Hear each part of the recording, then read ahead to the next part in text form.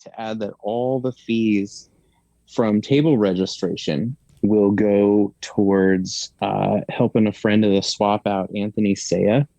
Anthony was a vendor at the first two swaps. I'm trying to remember. He lived in Moscow. He was really involved with KUOI. Just an awesome dude. And sadly, this year, he was diagnosed with leukemia. Oh. And so he's a gentleman in his late 30s, and he's got 2 kids and a wife, and he's a hardworking guy. So we want to help him out.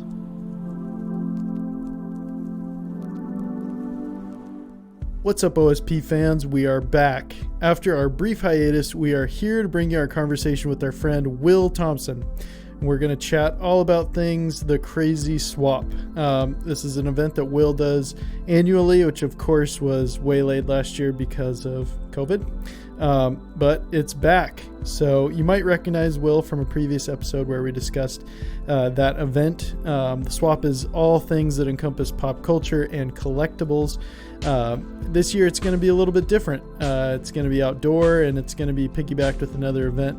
So definitely stick around to hear about what changes there will be, how you can get involved, how you can get a space, and then also be sure to read Will's column Cult Corner, which you can find every month in the Inland 360. More on that in this week's episode. And without further ado, let's get into the show.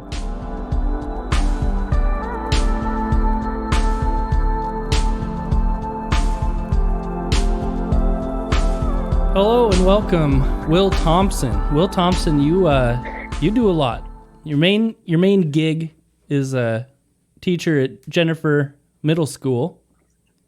That's what pays the bills. But you also run the swap and have a column in the Inland 360. So thanks for coming on Old Spiral Podcast for the third time. Third time. Is there an award? Do I get a T-shirt or a plaque? We'll start some frequent flyer. Yeah. You get a punch card. Yes. Good for free coffee. Yeah. How are you doing, Will? Oh man, we're hitting the end of a long and challenging school year, but in Lewiston we only have a few days left, and I'm very excited for the summer and get rested up. So yeah, nice. That's great. I'm sure the kids are equally as excited, of course. Probably more so this year than ever. Yes, I can confirm that. Cool. So we understand you have an event coming up. We talked about this last year when you were getting ready to host the swap. But for those that don't remember or weren't able to attend because it didn't get to happen, right? Because right. Yeah, it didn't even happen. We did a whole episode. And... Yep. Why don't you tell us what the swap is and how people can check it out? So the swap is an event where local folks can come and buy and sell pop culture collectibles of all kinds. We rent vendor spaces, and it's open to anything from vinyl records to comics, toys, video games, anime and manga, even, certain types of books, all kinds of stuff. And we've had 3 of them. We would have had the 4th last year. But of course I got canceled. And this year I looked at doing one, but with the current state of things, when I was looking at doing it in April, it really just didn't make sense. And then a couple weeks ago, Mindy at Art Uncorked got a hold of me and said, hey, what if we did kind of a piggyback event? And so we're calling it the Crazy Swap. It's going to be June 12th from 10 to 3 in downtown Lewiston. And the Crazy Swap section it's part of the Crazy Days event. So I didn't live here, even though I've lived in the Valley for almost 19 years. I didn't live here back when Crazy Days was going, but I've been told about it. And it was like, vendors had people who would, the stores downtown would put maybe tables and things out with huge discounts, and like store owners would dress up in costume and things. And it was just a really big fun event. And for whatever reason, years ago, they stopped doing it. So they're bringing it back. Beautiful downtown Lewiston's putting that together with participating businesses. And the crazy swap section is going to be down near Town Square, which is where Brock's is, and Art Uncorked is in there as well. And it's that big anchor building that's down. Oh shoot, I should know what that intersection is. Right down the hill from Pioneer Park. Right. Yeah. That's that. Yeah. Like basically a block south of the library. Right. We're going to set up outside. Every vendor is going to have a little 10x10 area. Bring your own tables and like a canopy if you want one. And we'll be swapping just like we always do. So the vendors will be out, and if someone, I'll just get this out of the way too. If someone's interested in registering, that info is on our Facebook page, the swap page on Facebook, which I'll give you guys the link and you can post it, which will then take you to the actual registration page, which Mindy is handling the registrations on this one. And I would like to add that all the fees from table registration will go towards helping a friend of the swap out, Anthony Saia. Anthony was a vendor at the first two swaps. I'm trying to remember. He lived in Moscow. He was really involved with KUOI. Just an awesome dude. And sadly, this year, he was diagnosed with leukemia. Oh. And so he's a gentleman in his late 30s, and he's got 2 kids and a wife, and he's a hardworking guy. So we want to help him out. Absolutely. That's awesome. Yeah. So and he was a good friend of mine. So it's particularly exciting to me that we're going to be able to help his family out a little bit. Yeah. So yeah, it's in short, I know that was kind of an extra long explanation, but in short, it's similar to what we normally do over at the brewery. But it's just going to be in June. We're going to be outside, and same kind of deal. That's cool. Yeah. And, obviously everybody can relate to pop culture in some way, but now you have even more ammo to go because you want to go help somebody out. That's really cool. So hopefully people go and participate and set up their own little booth. What's availability for tables like? Is it getting pretty full, or? We still have room, and but it does, I'm not exactly sure what our table limit is offhand. I would have to touch base with Mindy. But I do know we have room for other folks. And if anybody is concerned about space, they can certainly get a hold of myself or Mindy to ask us any questions about space. Get you a quick shade for your vinyls so they don't melt. Yeah. That'll be, hopefully the cooler temps hold through most of June. I would really be appreciative of that. But I've got a shade I'll have up. I will definitely not have records and VHS tapes sitting in the sun.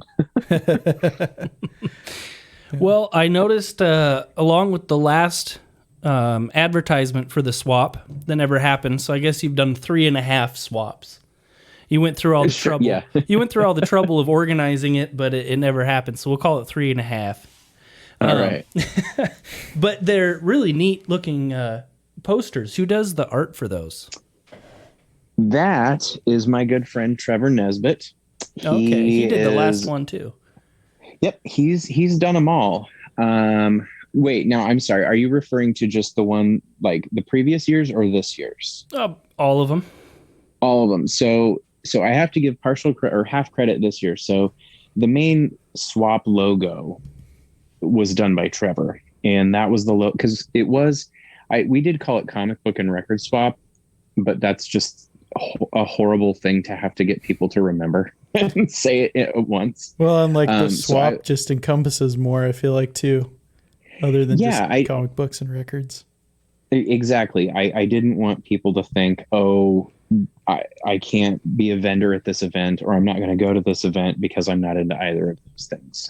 Because we opened it up, and I mean, we had a toy vendor that third year. He rented out 3 tables, and they were packed. And I really wanted. I mean, you know, there's so many unique things to collect. I don't want someone to feel apprehensive or like they wouldn't fit in, because there's any number of things that I'm probably not even able to list or think of off the top of my head that I would be like, yes, absolutely, please come. You know, like if someone was like, I have a collection of old movie posters and concert posters, I would be like, 1, you need to let me come over and look at that first. And then 2, yes, you also are very welcome at the event, you know, because I just don't want to be stuck to a list. But yeah, the swap is much better on any number of levels. Maybe a bit too general, but I thought about even calling it the pop swap. And then I was like, that's going places, and I'm going to have to answer questions that I don't want to. So. Yeah. Well, that's really neat how, you know, there is a lot of stuff, and I'm sure there's a lot of people in town who collect neat stuff and like maybe have more than enough. And the surrounding area. Like you said, Anthony there, he's from Moscow, and I'm sure you get other people that come down from the Palouse and elsewhere. Oh yeah, absolutely. Yeah, I really, really like the idea of this Crazy Days thing. I guess must have been before our time. Yeah, I don't know when they stopped doing it, but I don't remember that. But it sounds awesome. I mean, just sounds like a fun time. Go walk around downtown and check everything out. That's really cool. I think definitely Brian and I will be there. Yeah, hopefully. I don't see why I wouldn't be. Yeah, that's cool. So what do you have your eye on this year? Hopefully, what are you hoping that comes into the swap? Are you looking to collect something yourself, or? So during COVID, I picked up 2 new habits, or 2 new things to collect, for me at least. Because I had found that, you know, in the few years that I have done the swap, I started out primarily because I wanted to have an outlet to buy and sell records with other people locally.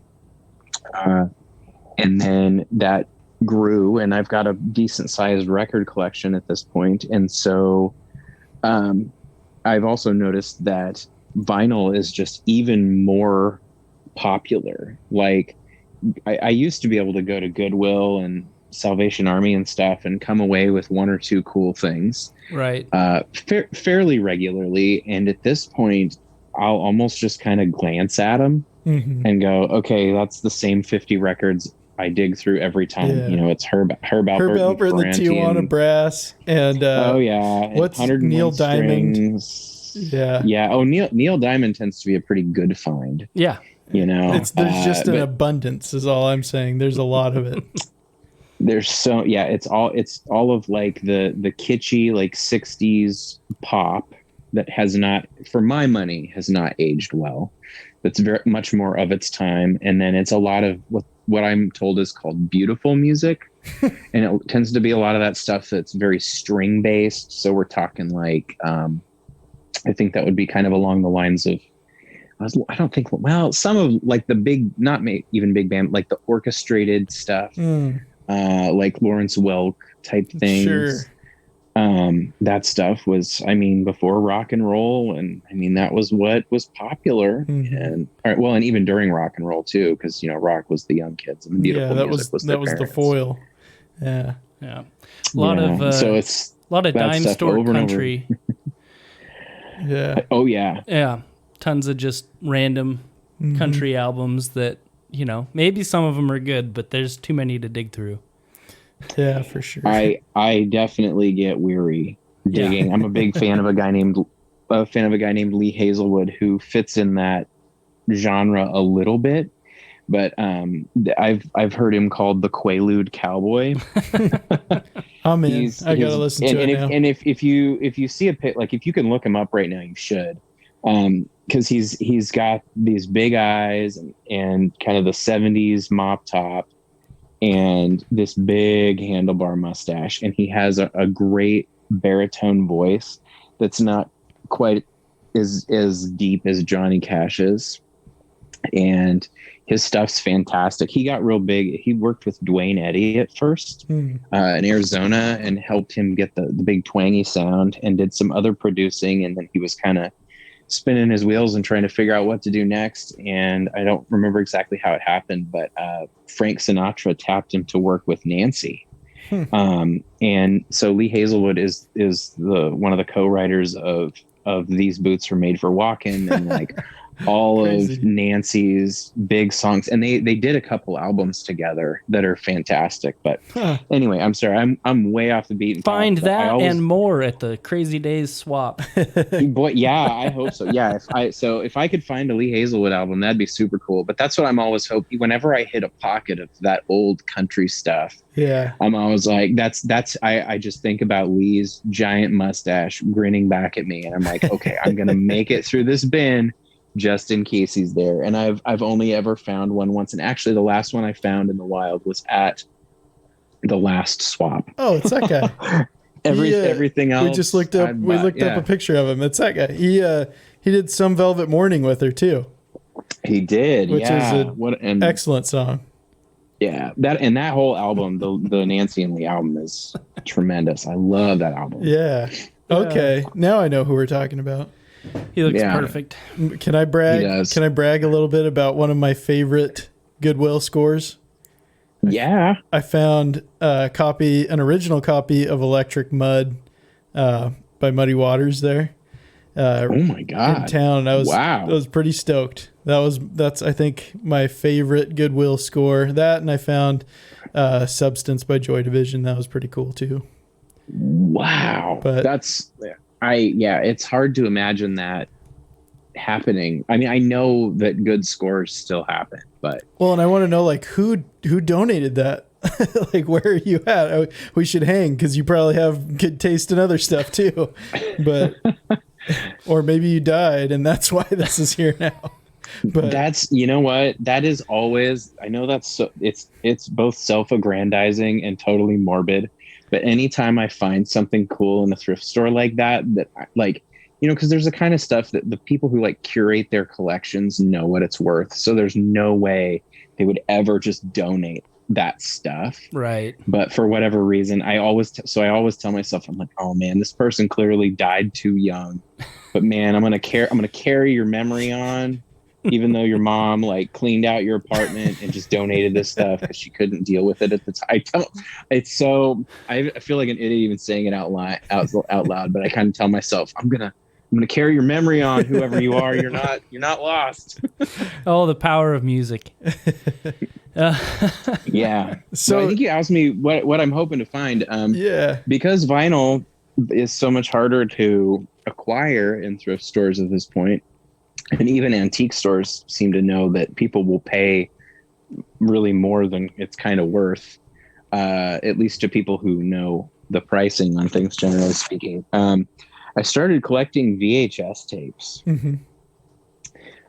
which for me, I was born in 1983. That's definitely a nostalgia trip for me. Oh, 100%. I remember when they first started coming out with Coming Soon on VHS and DVD. That's right. Yeah, the previews are all on those tapes, man. DVDs came out. And that I just thought, like, this is it. This is the pinnacle. It can never get more technologically savvy than a DVD. What more technology do you need than the combo VHS DVD player? Yeah, like literally. I thought, like, holy shit, what am I living through right now? This is insane. Bonus features. And then the commercials. Yep. On the next, the Blu-ray format and right, yeah, 4 times the definition, that 5.1 theater quality sound, the anti-pirating commercials as well. Oh yeah, you gotta fast forward through the anti-pirating. Yep. Yeah. Yeah, that's cool. So what have you been collecting, like VHS wise? Kind of everything, or is it specific to a genre, specific to a period? In terms of genre, the most of what my largest genre is horror, and that's very intentional. Nice. And those are definitely harder to come by because I've noticed that too, because the other thing that I started picking up recently is horror paperbacks, particularly from the 70s through like the early 90s, because that was when they just had the gnarliest cover art. I was just like gonna a say, lot of a lot of buying those for me is that artwork. Yeah. Not that I don't want to read them, but yeah, they're so cool. There's a really cool book called Paperbacks from Hell, written by an author named Grady Hendrix, who I highly recommend to anyone who enjoys horror novels, particularly kind of in the Stephen King vein. Grady Hendrix is fantastic. But this Paperbacks from Hell is kind of this really funny, breezy overview of that era of horror, and highlights artists and tons of covers to look at. It's great, and so that was kind of what got me going on it. And those are hard to find too. And so yeah, I've quite a few horror tapes, and I've done some trading and buying online. And then in terms of the other stuff I pick up, I just look for movies that are really specific to the era, and I don't necessarily mean the most popular stuff, because like Jurassic Park, Terminator 2, Titanic, Jerry Maguire, Lethal Weapon, like those movies, I could have 1 million copies of those by now. Speed. If I wanted them. Speed, yeah, that sort of thing. So I really look for cult movies from all decades, horror movies from pretty much any decade, and what else is specific to the era? I mean, like Addams Family, Tank Girl. Gosh, I'm looking at my shelves trying to figure it out. Sometimes I buy Star Trek episodes if I can find them, especially like the original series, because they don't have all the digital touch-ups that the stuff, like if you stream them online, that they have. And I also I have a bunch of, one day I went to St. Vincent de Paul in Clarkston, and I got 48 or 42? One of the two. I paid 10 cents each for like 48 Star Trek The Next Generation tapes. Nice. Yeah. So yeah, how did they sell those back in the day, or was that like to syndicate? Was that something that like would come from like a KLEW, let's say, or why would somebody have 48 of those? They released the entire series, and I believe they did it with the original series too. Let me grab one because I've got the info on it. It was like it wasn't Columbia House, but it's like it's just Paramount Home Video. Yeah, I don't really know how they sold them, but they're in these really nice, larger cardboard cases, but that have a plastic inner section that hold the tapes. They're really cool. Sounds to me. I know lots of people look at me like, "Oh my God, what are you doing?" It's like, no, that's kind of a rule of thumb. The bigger the case, the better on tapes. Yeah, I remember those giant plastic cases they would come with sometimes, and clamshell. Yeah, and they would get, I don't know, some of them would wear out pretty good, kind of crumble. I mean, the big one for me growing up was Sandlot. I think I wore that one out. And absolutely. then I believe I still have a VHS Sandlot, but I think I have a couple of old Ren and Stimpy nice Nickelodeon tapes. And that was probably on the orange. Yeah, the orange cassette. Yep, the orange cassettes. Which for me was like instantly like, oh, Mom and Dad, we have to have this because it's orange. Right. Of course. Yeah. Have you guys watched The Orange Years, the documentary on Nickelodeon in the 90s? What's it streaming It's on Hulu. Okay. And that's actually something they specifically mentioned in that there was the lady who was the head of, I don't remember what her title was, but she was the one who oversaw all the merchandising. And she had this very specific vision for how things would go. And that was part of it, was that, oh, look at all these black tapes just sitting around, they don't stand out from each other, was her thinking. And she's like, our tapes are going to be orange. I had the same reaction. I was a huge Ren and Stimpy fan, and I still remember the first time I opened my tape and I was just like, they're orange. Are you kidding me? Yeah, those are, and that's actually another thing that's a good thing to mention too, in terms of what the kind of stuff that I look for, or other collectors tend to, any type of Disney tapes aside. In my column I wrote about tapes, and there's this myth that Disney tapes are worth a lot, and there are some that are valuable to certain people, but the reasons they're valuable is so specific. We're talking like people who know which transfer or version of the movie it was used right before this was restored, or these colors were touched up, or this and that. And it's so specific for those people. It's not like, the Little Mermaid cover with the penis sandcastle spire. Right. Like that's like maximum, that's a $10 tape.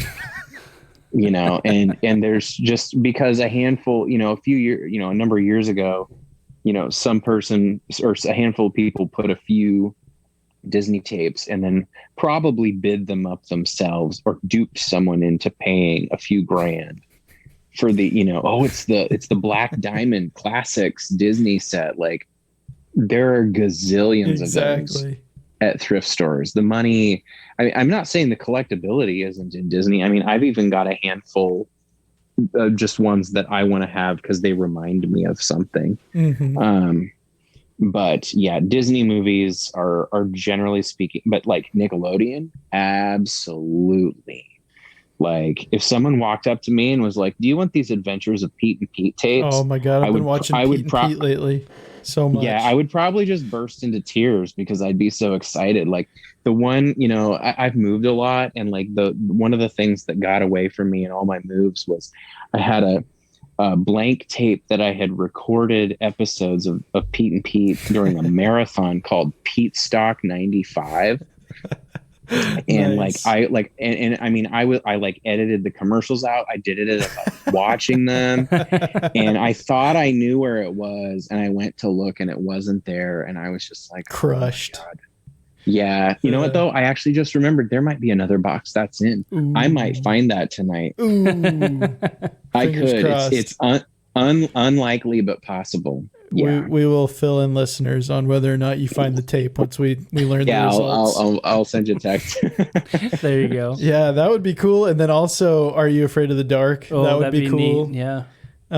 Yep. I like to Salute Your Shorts back in the day. And then, of course, like we talked about, Ren and Stimpy. Mm-hmm. I remember putting on Ren and Stimpy, and like my parents didn't say like, you can't watch this, but you could definitely tell they did not like me to watch it. The two tapes that I had were definitely the lighter side of Ren and Stimpy. Mm-hmm. Some Mr. Toastman, that kind of stuff. Log. Yep, the classics. Right, but Ren and Stimpy gets dark, and I never had any of those. And just incredibly bizarre. Right. Well, they were bizarre, don't get me wrong. Right. But that's what made them awesome. That was always what I loved about it. I mean, and they kind of talk about this in the Orange Years documentary, but it's just, I don't know, for a network to make entertainment for kids that wasn't just so completely sanitized and trying to sort of condition them to conform. You look at even like the sitcom, because my kids will watch stuff that's on Nickelodeon now via Netflix, and there's a show like Harvey Danger or something like that. I know I always get confused. I'm like, wait, isn't that Portland band? But it's like Harvey Danger or something. Or even shows like iCarly. Like, I've seen a few episodes of iCarly, and I was like, wow, this is decent. But to me, what's missing is like Nickelodeon in the 90s was not aimed at making kids feel cool. It was aimed at making kids feel good about who they were. And I think they did that by showing things that were just hyper specific. You know what I mean? Like Ren and Stimpy and Doug and Rugrats are so different. Like, I cannot imagine a CEO being pitched those three shows or the equivalent of those three shows today and going, yes, that's it, because those shows don't fit together. Mm-hmm. You can't program them together. Mm-hmm. You would have a hard time aiming them at all, even the same audience, right? Like Ren and Stimpy ended up getting shown on MTV and stuff like that too, Mm-hmm. along with Beavis and Butthead.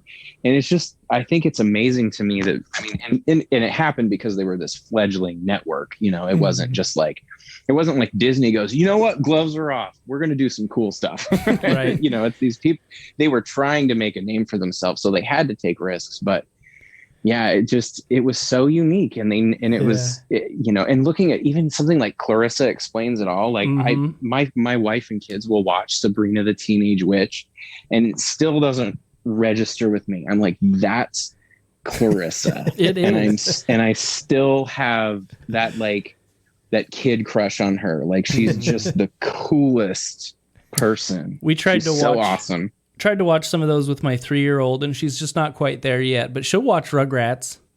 And nice. I can't wait till she's old enough for Doug and all that stuff, but we're trying to get her into it. And you can get them now. Like, you can watch them all over the place. But like, the thing that I thought that was so cool about those shows too, like you were saying, like, they're unique in what they did, but they're also like not making you feel like the only thing that I can watch is stuff that is approachable. Like, it wasn't dumb. It was like smarter humor for kids. And that's like what I always appreciated about it, and like thought what separated it from like the Cartoon Networks or the, like you said, the Disney shows. It was like, oh, this is actually funny because, like you said, I can relate this to my life in certain ways as a kid specifically.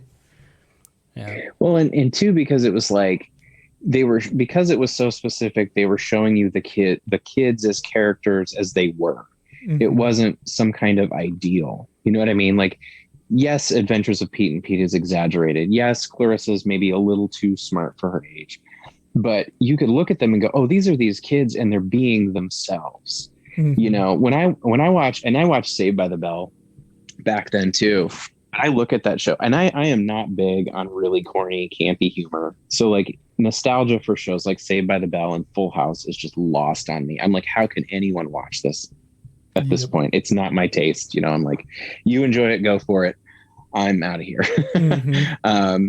And I think that's what's so cool. It's just like, no, these are these, you know, it's very inviting because it's unassuming. It's just like, here's these characters and they're going to do what they're going to do. Whereas like, here's Zach Morris. Zach is impossibly cool and has an amazing hair flip. And here's A.Z. Slater. His biceps are that size because they are. You know what I mean? It's just like, they didn't feel real. They felt like they were playing on stereotypes. And there's certainly a place for that. But, you know, there's never been anything before or since for me that hit quite like that 90s Nickelodeon stuff. No, yeah. Agreed. I really liked the Boy Meets World. I don't think that was Nickelodeon.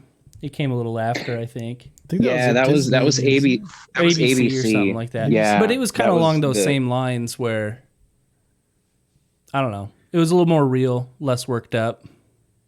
Yeah. Well, and it seemed like it kind of dealt with some of the anxieties of that age, you know, because Corey was the main kid's name, right? Yeah. Yeah, Corey, he's kind of neurotic. Oh, yeah. You know? Definitely. But it showed real scenarios, you know. And it's a TV show, so they weren't perfect, but... I always equated it to being like the kids' version of Friends. Yeah, for maybe. that time period. I could see that a little bit. Yeah.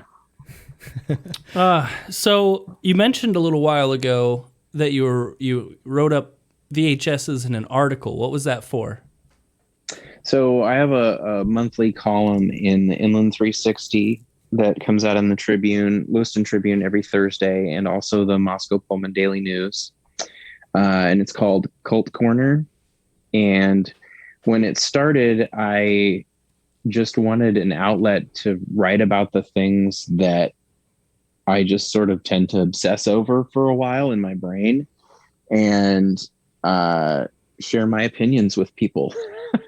but not in an I'm superior sense, but just, you know, a lot of the things that I think are cool, you tend to have to spend time with. They're not always immediately accessible. And that's not me trying to say I'm smart. That's just me trying to say that's the stuff I like. But it gets lonely liking that kind of stuff. And it always bums me out when other people are like, oh, that's weird, or they're just dismissive of it because it's not accessible. It's like, oh, when you have that friend or that cool uncle who's like, oh, you should check this band out, right? Like that person who can say, hey, this is cool, here's why. I think it can be an easier gateway into some of that more oddball or seemingly inaccessible stuff. And that was the idea behind writing the column. I did the first column was about the Hellboy reboot that Neil Marshall directed a couple years ago that starred, the guy, I can't remember his name. He plays Hopper in Stranger Things. Sure. Mm-hmm. And, and it got a lot of bad press to begin with because Ron Perlman was very beloved for his Hellboy portrayal, and Guillermo del Toro was very tied to the character because he directed the first two movies. And don't get me wrong, it's not a perfect movie, but I watched it and I was like, wait, that was a ton of fun. And people just ragged on this thing. And so that was my first one. And I've gone from there, and I've written about collectibles and movie genres and some stuff closer to home too. I noticed that you've got one on that KMOK Rock to Riches and the arcade in Clarkston. Hey everyone, just wanted to take a quick break to tell you about our new Patreon account. That's right, OSP fans, you can now directly help us fund this show and get access to exclusive content. For more information and to learn how you can support the show, head to patreon.com/oldspiralpodcast. Now back to the show.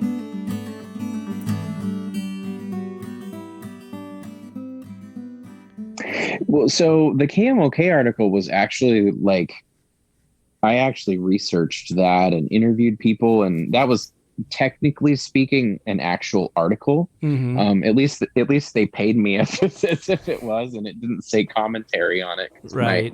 My article usually says commentary, but yeah. So thanks to you guys reminding me with your episode when you talked to Bob Thorson. I had forgotten I had a copy of that album, and I finally pulled it out, and I was like, wow, this is pretty fun. There's some really cool songs on this. And I got back in touch with Bob, which was really awesome because I hadn't talked to him in so long, and that just did my heart good. And he put me in touch with a few other people. Let me think who I talked to. The main person that I spoke with, who actually Mike Feeney put me in touch with, who you guys still definitely got to sit down with Mike sometime. We called Mike one night. Yeah. Oh, you've talked to him? Yeah. Oh, I haven't been following closely enough. I got to listen to that. Well, we haven't had him on the podcast. I don't think he's interested in coming on the podcast, but we did talk to him a little bit about some stuff and some advice on the direction for the Casey's episode that hopefully is forthcoming. Oh, yeah. Fabulous. Yeah. Well, and if I can help with that, let me know too. But Mike and Bob helped me get in touch with Steve Mckelvey, and Steve Mckelvey is the guy who was the first station manager at KMOK. Right. And I talked to a handful of people who played on it, including Bob. And it was really neat to learn that full story. There's some great details in there that I never would have known. And the other thing I actually didn't know, so KMOK went on the air in 82. Sounds right. I really should have read the article before this. Well, the year that released, I think, was 83, right? Yeah. Right. Okay. So it was like late 82, I think it went on the air. And Steve Mckelvey's dad owned KRLC at the time, and like 6 months into KMOK being on the air, his dad put things in motion to sell the station to the Proshels, who owned it up until very recently, 2 or 3 months ago, where Lee and Angie McVeigh purchased it, who owned Cozy. Which, a little shout out to them. I'm very excited that they own that. Keep it up, Lee and Angie. Happy to know those guys. We're lucky to have media folks like them in town. We are. Absolutely. And I'm not saying that just because they sponsored my swaps before. I've worked with Lee on the Rockin' on the River committee, and that's always been a pleasure. So, yeah, the Proshels were going to buy it, and it just sounded like, the direction they were going to take things was a little different. So most radio as we know it is formatted, right? So you're going to get the playlists from kind of on high, wherever that is. Mm-hmm. You have to play certain songs so many times every few hours, and it's much more structured. And what Steve Mckelvey did, he went out and sought regional DJs out who were known for being really good, and says, look, you don't want to work in this formatted rock station where you got to play the same songs over and over and over. Do you want to come like curate what you're going to put on the radio? And he and Mike Feeney sat down and wrote questions to test the DJs to see how well they knew music when they interviewed them. And they actually had some folks, and I don't really know the names of these folks offhand or anything, but people who I'm told were really kind of big catches to come to this area. And so they would get to, you would have these DJs who just had decades of music knowledge and experience and would curate what they were going to play. And sadly, the Proshels, or not sadly, depending on which side of the dollar bill you're on, but we lost that very quickly, because I believe I haven't talked to anyone on the Proshel side of this because Steve left pretty quickly after, but they put it into a more formatted station. And then in the early 90s, they were still playing Nirvana, but then they were also playing Celine Dion. Mm-hmm. And that's actually, I'm kind of taking that actually from a Tribune article, because I went on the Tribune and just searched like KMOK Steve Mckelvey, and I found a handful of articles and things.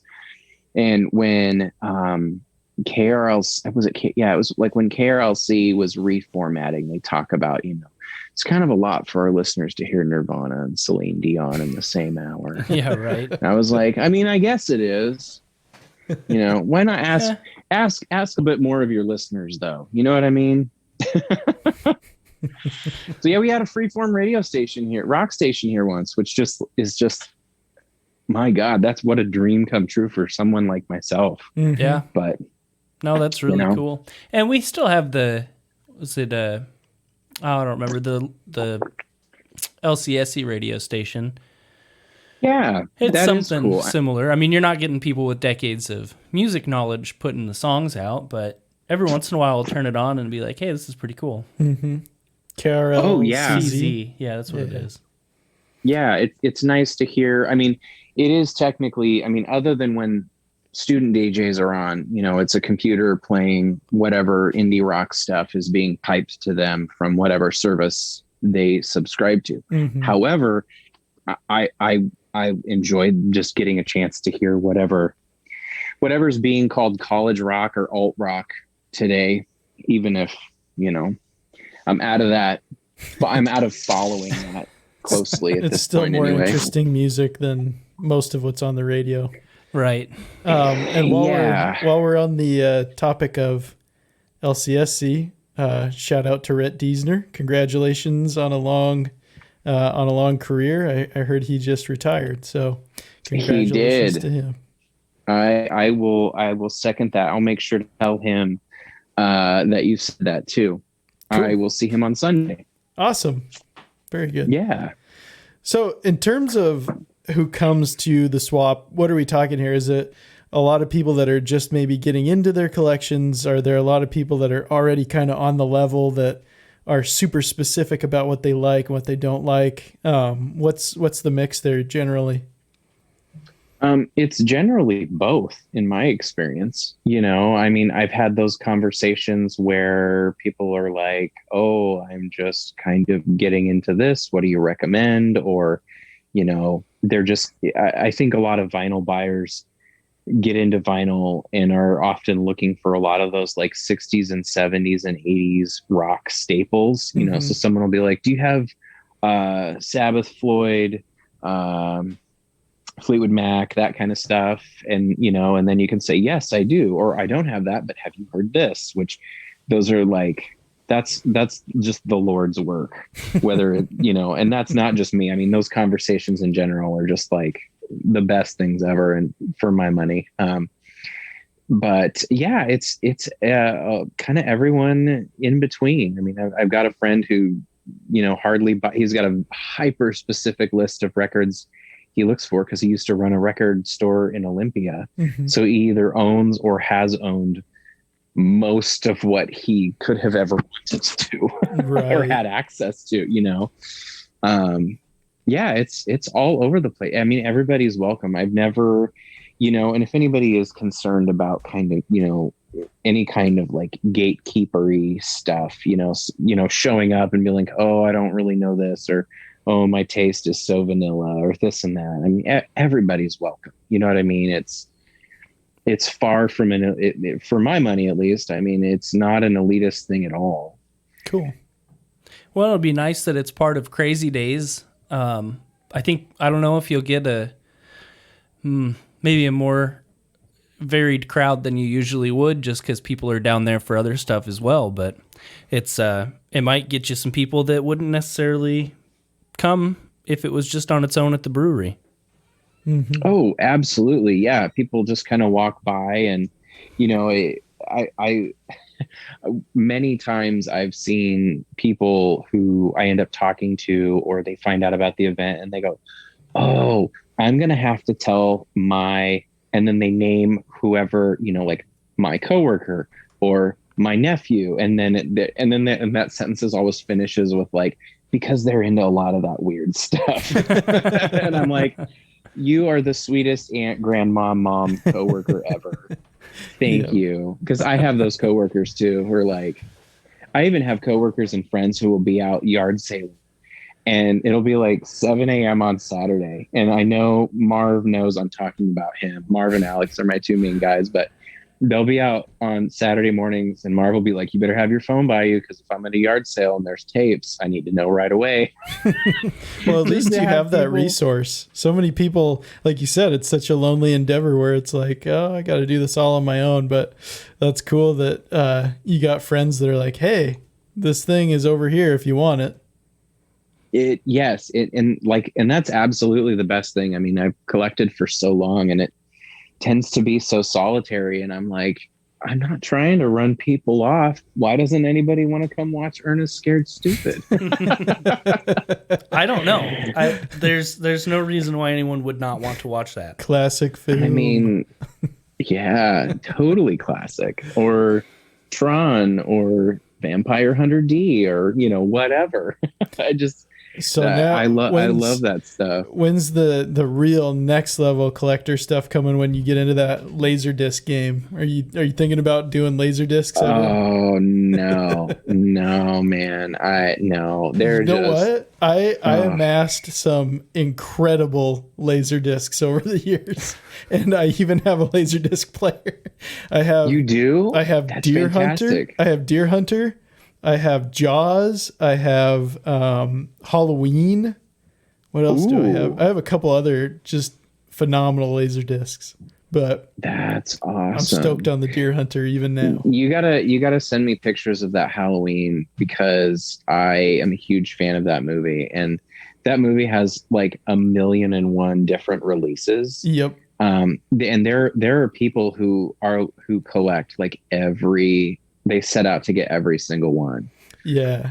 And like basically I just got all of this, not necessarily all in one go, but pretty much. I want to say it was either a yard sale or a Goodwill score, and whoever had all these laser discs just happened to have very good taste in movies. That's awesome. Yeah. I played the laser disc once. And I that's it. Because I'm afraid it's kind of a lot of work, isn't it? You got to get up and flip it over. Well, I'm afraid to ruin it more than anything, or I'm afraid for the time when I plug it in and turn it on, it like doesn't really want to work anymore. So I just have it. But that's pretty cool. Yeah, no, there's people who collect beta tapes, right? You know, yep. and they're very serious about it. I mean, and I get that impulse. I mean, if you'd have told me a year ago, I guess, was I into tapes a year ago? No, I wasn't. If you told me a year ago, like, yeah, you're going to have a couple shelves full of VHS tapes, I'd be like, no, I'm not. I'm not going to do that. The resolution's terrible and they're bulky and take up space and and but they're fun. Mm-hmm. Yes, they so are fun. Super nostalgic. Yeah, and they're kind of cool art pieces in a way, you know. I love Blu-ray quality, but buying those and owning them is not nearly as satisfying as, you know, I can't even read the spines from my couch, but I can read pretty much every one of my VHS tape spines. Right. Mm-hmm. And so many of them have, you know, like an iconic logo or font or whatever it is just on the spine alone that catches your eye, and then you flip it over and look at the cover and you're like, oh wow, that's crazy, that looks awesome. Now, I mean, you don't even typically have a tangible item. It's just something you stream, and it's like a hamburger from McDonald's, like this cheap thing that you just buy and consume and like, whatever. Yeah. But back in those days, it was like, you're invested. Maybe you had an allowance. This is what you spent your money on. You mowed 3 lawns to get this thing. Exactly. Or like whether it was a CD or whatever. Like even if it was kind of shitty, you're like, I'm going to watch this till I like it, or I'm going to listen to this till I like it. Right. But yeah. Yeah, I couldn't agree more. And I think, you know, and this is just kind of conjecture, it seems like physical media is a mass produced thing is probably headed towards winding down. Although, man, I mean, the only place to really buy movies at this point in the Valley is Walmart, which oddly, I think with Walmart becoming one of the still one of the major distributors of media, they have tons of like lower budget movies and cult movies and that sort of thing. I always look at the movies when I go there. Yeah, I'll have to check it out next time I'm there. I just figured that most of the stuff. Well, I figured most of the stuff wouldn't pass their like sort of criteria of what. Yeah, I don't think they have that anymore. That's cool. Yeah, I really don't. I mean, you know, it's weird. It's like, well, I want to look at vinyl and I want to look at movies. Where am I going? Oh, going to Walmart. You know, it's odd, but you know, gosh, Walmart a few months ago even had these exclusive Metallica reissues, and Marv was telling me like, oh yeah, you want to come look at these? And I happened to be in Clarkston. We went and I bought 3 of them. They're 3 of the best sounding records I have. And they got bought up super fast across the U.S. And I had to order Kill 'Em All for twice retail price on Discogs. Yeah, you know, and I believe that Metallica is their own label now. I think they even own the facility where they produce their vinyls too. Yep, and that was part of Blackened. That was kind of part of it. I don't know the particulars. I don't think that they were like new remasters, but I think it was, you know, where they were, and they're colored too, but they did a phenomenal job on those things, you know, and it's just so weird. Like, I mean, I guess I'll buy it where I can get it. You know, they have DVDs and Blu-rays of tons of exclusive Shudder movies. You know, I bought Mandy on Blu-ray for $5 at Walmart. That is the score. What universe is this? This is so weird, but okay. This is the movie where Nicolas Cage takes LSD and has a chainsaw duel, and I'm buying it at Walmart. Yep. That's one of my all-time faves. And I mean, definitely one of my faves from like the last 10 years for sure. But it's just that I forget what's that guy's name that directed, like he did that and like Beyond the Black Rainbow. And then he did another one too here recently. All those movies are fantastic. Super cool, psychedelic, acidy, fever trip horror movies that I just can't even believe exist. And they're cool. Yeah, I definitely have to be in the mood. But have you watched that same director's first movie, Beyond the Black Rainbow? Yeah, I was just talking about that. Yeah, that movie's also phenomenal. And then he just did another one too. I can't remember.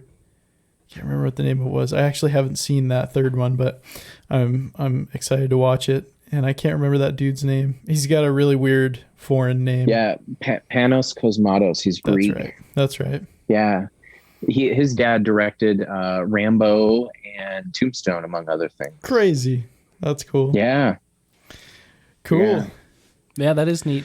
Well, it's cool to hear that some of the proceeds, I can't remember how much you said was going to your friend, and that's a really nice thing to see. All the table registration fees are going to Anthony, and we will certainly, if anyone listens to this and knows Anthony or just wants to donate, he has a GoFundMe as well. I can get you a link for that. Yeah, get us the link to that, and we'll post that in the episode description along with the link to the swap. But absolutely, it's a really nice thing to see just the community once again coming together and helping someone out. Mm-hmm. Feels good. It feels really good to see things creeping back to whatever it is whatever it is we live in now. Right. Yeah. Also feels good. Chuck Mangione record. I'll take that if I can find it at the swap. I'd take it. Yeah. I guess it feels so good. Yeah. I think. Yeah. Anyway. Cool, man. Well, I can't wait to go to the swap. I think it's going to be fun. June 12th, 10 to 3, downtown Lewiston. We'll be there. Yep, we'll be right outside of Times Square. Cool. Yeah, and we'll have to remind listeners again to check out your column, Cult Corner. Lots of fun reads there, and I'm sure you can check out the backlog of that if you have a subscription to the Tribune. You can probably find that online, I'm assuming. They're all on inland360.com for free, I believe. Actually, no Tribune subscription. Thank you. Yeah. Subscription required. How about that? Awesome. Well, thank you, Will. Thanks for coming back for round 3. We'll have to figure Thanks for having me. Figure out another reason for you to come back in the future. You bet. I'm always happy to talk about the things that nobody else wants to listen to me talk about. Well, we do, and hopefully some of our listeners enjoyed it too. Absolutely. Thanks, everybody.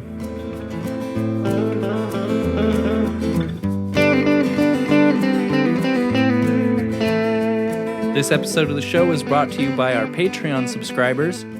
Thank you so much to all of you for supporting the show.